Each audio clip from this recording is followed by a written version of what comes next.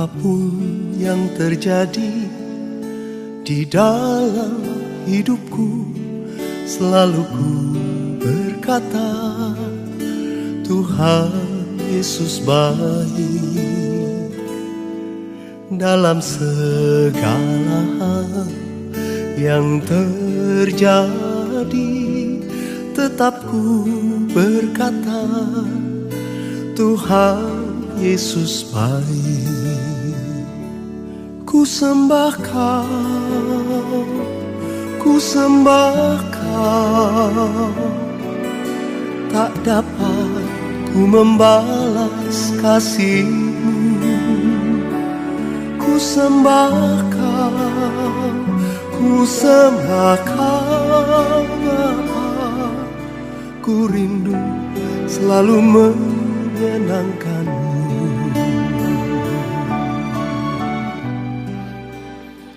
Selamat malam jemaat Tuhan, ketemu lagi di Renungan Harian malam hari ini.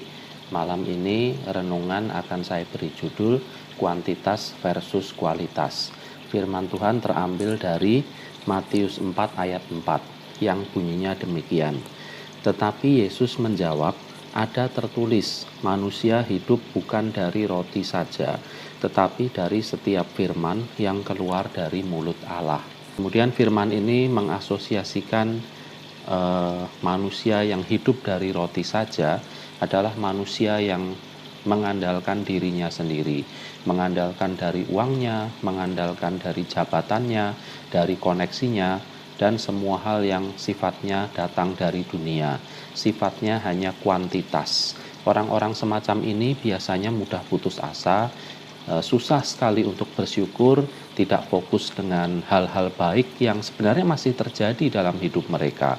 Dan hal-hal itu membuat mereka senantiasa mengeluh dan tidak bersuka cita, tidak menikmati hidup mereka. Sebaliknya, yang digambarkan sebagai manusia yang hidup dari setiap firman yang keluar dari mulut Allah adalah orang-orang yang tidak hanya mengandalkan hidupnya sendiri saja, tetapi juga bersandar kepada kehendak Bapa di surga. Orang-orang semacam ini lebih tahan banting dalam menghadapi berbagai situasi, karena sekalipun mungkin kuantitas dalam kehidupannya tidak sebaik sebelumnya, tidak sebanyak sebelumnya, tapi ada sisi sebaliknya, yaitu sisi kualitas yang justru meningkat, bukan karena kehebatan mereka, tetapi karena keterlibatan Allah di dalam hidup mereka, yang membuat kualitas hidup yang Allah berikan dalam hidup mereka itu bisa membuat mereka bertahan dalam segala situasi.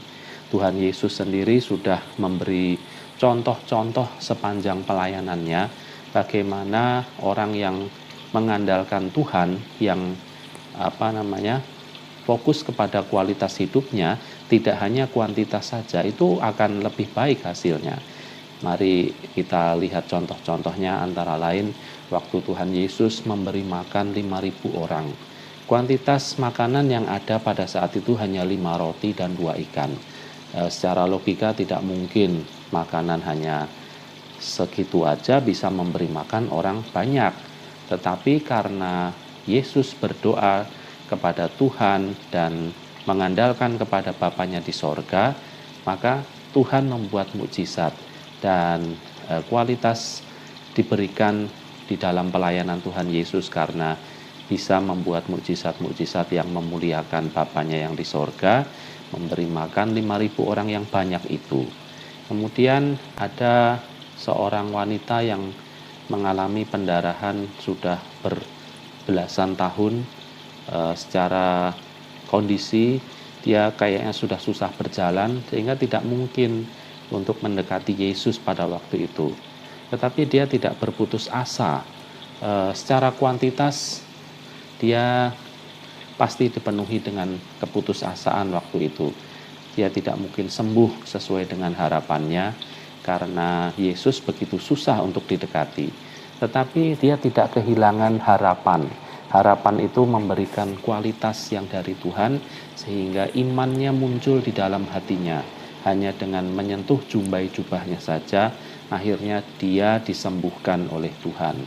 Dan ada banyak lagi contoh-contoh cerita di dalam Alkitab di mana Tuhan Yesus menunjukkan bahwa fokus kepada kualitas hidup itu lebih mampu membuat kita bertahan dalam segala kesulitan dibandingkan kalau kita hanya mengandalkan kuantitas saja.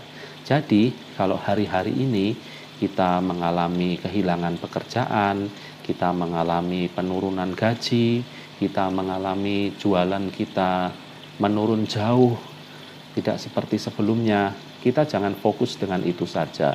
Hal-hal kuantitas itu akan membuat kita mengeluh, akan membuat kita kecewa, akan membuat kita melakukan hal-hal yang mendukakan hati Tuhan. Sebaliknya, walaupun kesulitan sedang melanda hidup kita, coba kita lihat apakah anak-anak kita masih bisa makan 3 kali sehari, apakah kita harus meminta-minta, ngemis-ngemis di pinggir jalan untuk memenuhi kebutuhan keluarga kita, apakah cicilan-cicilan hutang kita terlambat bayarnya karena penurunan atau kemerosotan yang kita alami.